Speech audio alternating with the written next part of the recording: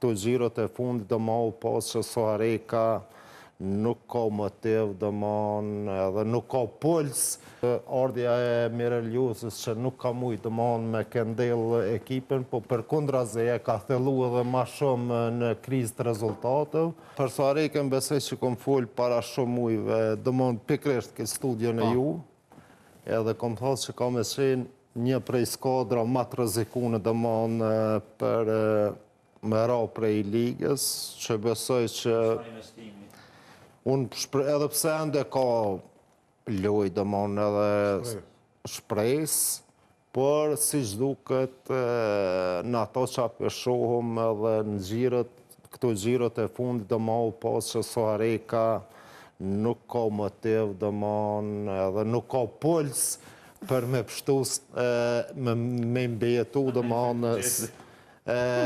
Superligën, pavarësisht që kanë bërë shumë investime, por ndoshta edhe ndryshimet e trenerëve kanë ndiku negativisht edhe Ka lojtarë që paguën aty 70.000 euro. Jo, ka lojtarë që paguën për 10.000 euro, po si duket dështimi maj malë. Dështimet edhe problemet mrena për mrena skadrës që veç dijen që prej ikjes e presidentit edhe ndrimeve të trenerëve që kanë ardhe dhe sidomos ardhja e Mireliusës që nuk ka mujtë me këndel ekipin, po përkundrazi e ka thellu edhe ma shumë në krizë të rezultatëv. Është shumë e vështirë deri në fund që Soareka me të vërtet me siguru eksistencë. Vllazënimi edhe Soareka ja kanë po hajrën.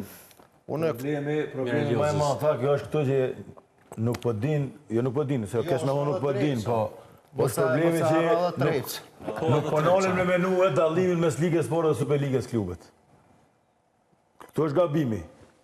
Menaxhimi i klubeve hin pi Ligës Sport, Superligë dhe ti me nën mener më shku në Evropë. Është dallimi shumë i madh. Liga e parë me Superligë, dikush kur e shethet kështu s'ka dallim. Herë mrena aty qëra ka dallim, as ka dallim. Për që ta kur thjesht ligë kanë bë investime, kanë pru futbollista.